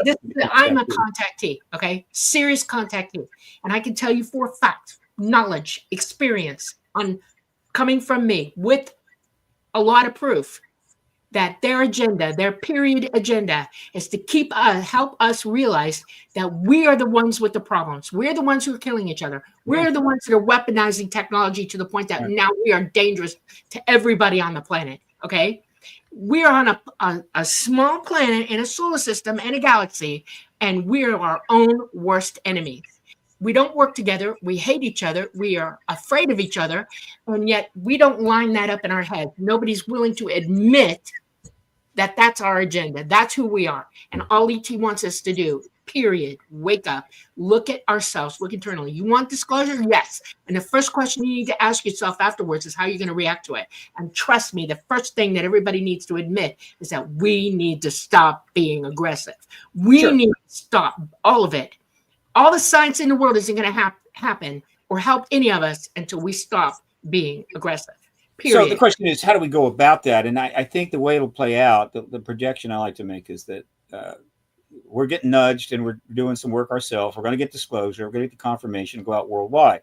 Now, obviously, what happens after disclosure day is that, well, a whole lot of people are going to start watching a lot of movies and reading the books, and the scientists are going to jump in, and it's all going to get heavily engaged. It'll be a giant worldwide learning curve.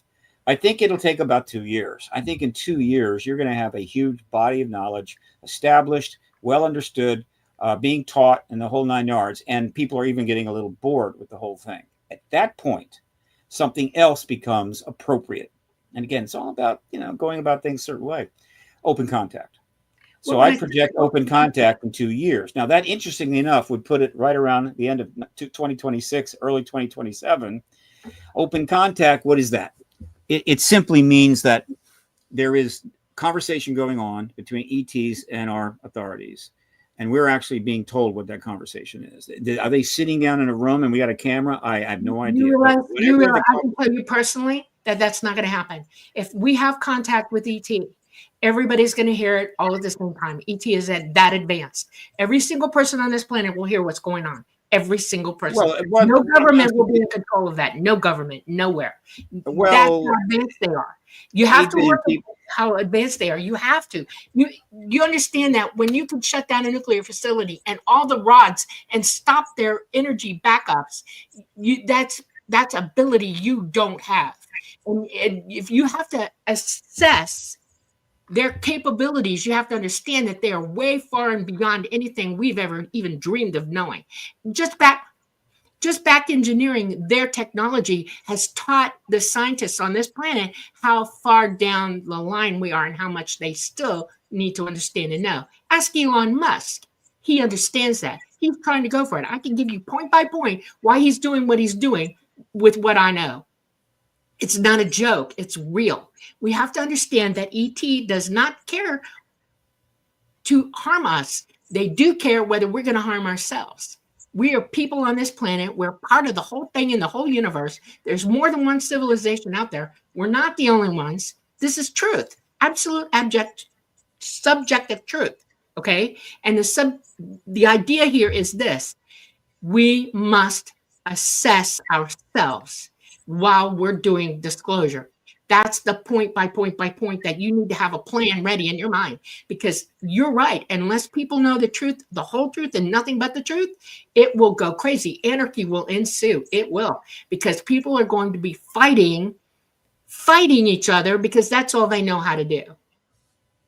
Well, United States has had a good run. Countries don't last forever. They almost always have a revolution. So we'll see what goes down. But well, the time is there's more going on than you know, Stephen. Trump? Do you think he's going to be the guy? Trump is going? Do you think he's going to be the I guy who think basically that, says? well, right now, there's still a chance to have a hearing in front of the Senate in December. Still kind of make that happen. If we could get that hearing, get the witnesses together, we could have disclosure before the end of the year. In which case, that's out of the way. Now, the advantage of that is it's done. The world knows. And so the new president comes in on the 20th of January, and that issue is resolved. We've had disclosure, and now that president can focus on just how are we going to deal with the post-disclosure world. If we don't get it done, then as the new president comes in January 20, the whole issue of disclosure and how are we getting there and what's still hanging up there along with everything else. Right. And so it just makes it even more difficult. This is a nonpartisan issue. And one of the good things about it is that just about everybody involved, from Gillibrand and so forth, have gone out of their way to say how nonpartisan this is. And that's good. And so because for a number of reasons, I think that Trump's going to engage it. If we haven't gotten it done, he's going to engage it. And we could easily have it one way or another. I can't foresee how it would happen. I would like it still be in the Senate, set the president up. President Trump comes forward and announces it. But I think we could have it by the end of March. I don't think he's going to sit on it. And so now it's up to us. Do we want to try to? It's a decision that the Senate has to make. They want to try to get it done now, or they want to kick the can to the next administration. The House is not waiting. The House is absolutely pounding this issue. I think that Mace is going to have another hearing in December. If she does, there's a chance we can get the nuclear tampering witnesses in, and that will be one hell of a hearing. It will be huge. Will it be enough to trigger disclosure? I don't know. I will say this: 3 solid hearings in the House may be the equivalent of one huge hearing in the Senate. Don't know. But it's possible. But I certainly want Mace to have another hearing. She said she will. I think she should have it in December. One of the nice things about now is the election's over. Everybody knows who won and who lost. You're not going to run again for at least 2 years. While there's plenty happening when it comes to setting up the administration and appointments and stuff like that to keep the press busy, overall, the political risk is way, way down. And so it's a comfortable time to make a dramatic move like this. And I hope the Senate considers it. I just was up there today and I provided a very nice set of witness statements to all offices of the Intel Committee, all 17. And I'm about to send the remaining electronic version of that to them. So I have the electronic version along with some links and like to the book and some other stuff. I'm just trying to get them aware and in that mindset. But when something of this magnitude is involved, humans get overwhelmed and you just pass it on. And they've been passing it up the line now, decade after decade, president after president, until now, we don't know. And so I think the ETs are kind of fed up. And ultimately, I think the agenda is this. I hope it's this. We disclose. We educate ourselves globally. We start making some changes, but it's still not going to be enough. And so we get open contact in about 2 years. And in that open contact is when we possibly find out what their ultimate agenda is or what they have a plan for us. And I believe that plan is probably along the lines of you got to get rid of the nukes. Get rid of the nukes, and we can talk about other things. We're not going to get rid of nukes. We're not going to do that. Yeah. And that may wrap it up in that regard. We'll see. They have tech that could change our world, but why invest in a society that's hell bent on destroying itself? And most importantly, as I've said before, there is a time factor here, and that time factor is this: they can't just wait this out because eventually we're going to build those starships, arm them, and go out into space. And so they've got to resolve this before we build those starships. We're out of time, just so you guys know. I want to say one more thing. There is a time limit on this. Our poles are changing right now. Our magnetic field lines are chaotic and crazy. They don't fly here now because of that, because they'll crash. They do crash and they have crashed and they've bugged out. They're not here. And until those poles change and all those field guidelines come back, they're not coming back into our solar system for any reason whatsoever. They're still aware of what we're doing. They are that advanced. And we need to think about what this means. What's happening with our poles is serious stuff. We have a magnetic field around us. that is down 40%. Our sun is popping off. It's at solar maximum. It will be at solar maximum for the next 2 years while the poles will finish changing. And we're due for a CME big enough to ground us down into global Stone Age. Yeah, CME could be the ball game. That's I right. like to think the ETs have the kind of sufficient tech capability to protect us for CME. No, but I'm not so sure. No, we're in a third. We're out of time, third you guys. Yeah. Okay. We are All right. Well, this is cool. I think we covered a lot of territory here, folks. Okay. Yeah, Thank you for putting up with me. I appreciate it. But it's like I'm not the only one that's going to come at you guys for this. You know, I'm not the only one that's going to want to have a say or try to help explain things. We can't. I don't believe in us sitting here and just taking what everybody's doing without participating in it. And that's okay. All right. Well, absolutely. You're not getting any complaints from me. I'm fine. Okay. Yeah. Well, thank you, Steve. Thank you, Dolly. Thank you, everyone, for tuning in tonight. We really appreciate all of you who very generously donated into the super chats. Donnie, or Sonny as well. Larry, Hank, thank you. Rosa, you guys, it means a whole lot. All of you guys who helped us out. Farmer and who else do we have? And Joanne and Cliff Olinger, Lotta Total. You guys are amazing. Very generous tonight. Judy, thank you. Gizmo and Chameleon UK. It's quite a fiery conversation we had. I loved it. We got some real interesting things out there that needed to be discussed. Thank you, Raul. Namaste. And especially thank you, Steve. Chat loves you. Absolutely. Thank you for all the things you had to say. Lato Total, Mr. Bassett, you have won a battle. Don't let them win the war. No, don't. Please, God. Stay with us after we go offline. I want to give you some information. Not a fan of lobbyism, but I do listen to Mr. Bassett. Okay. Well, I don't do much lobbying, but I do a lot of activism. But I'm a registered lobbyist. I would join in if I could, honest to God. If I thought I could help out right now and become part of this, I'm ready. Okay. Yeah. All right. Thank you all for joining us on the Light Gate on this beautiful Monday. We will see you next Monday from the beautiful city of New Orleans in Louisiana at the United Public Radio Network at 107.7 FM and the UFO Paranormal Radio Network at 105.3 FM. We're on Facebook. We're on Roku. We're on Rumble. We are on YouTube. Please join us again. We love you all. Mwah. Good night. And Take care.